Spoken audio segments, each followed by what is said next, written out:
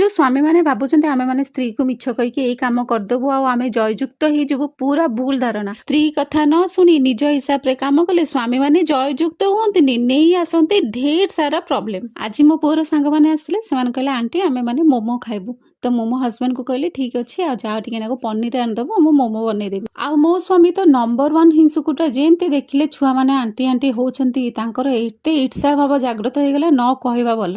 से कौन कले छुआ मानू डाकिले कहले आस आस मुझे जी तुम मानक मार्केट आ मोमो आनीदेवी तुम मैंने से मोमो खाईदेव। छुआ मैंने कहले कहले नाई नाई आम ये खेलुचु आम नहीं आस। मुझे कहीं तुम ये हैरान कर तुम जाओ चुपचाप पनीर नहीं पलि आस मु बनईदेवी। मत सांगे सांगे कहले ओहो भल भल खाइक देबू लास्ट से मैंने आंटी आंटी होगी ते ढेर सारा भल पाइबा देवे टोटाल नहीं।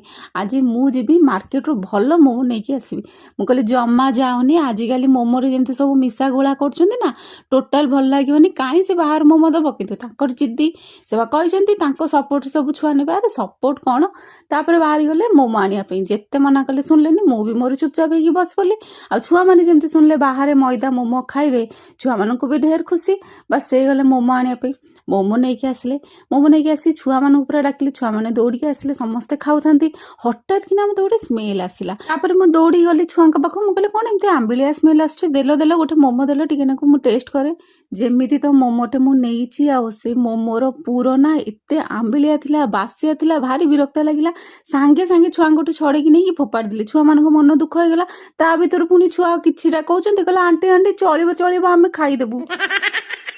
मुझे अरे हे तुम एडे कांगालिया गुड़ाक तापर कौन है स्वामी मुझे ढेर बिगिड़े मुझे देख तो न शुणवार मो कथा परिणाम कौन है बेकारिया मोमो आनीदेल देख मनीष खाई पारे से छुआ मैंने केमी खाऊँ के जानी एत ओला छुआ गुड़ाक तार तुरंत छुआ को जाकि बुझेली छुआ मन दुख हो जाता।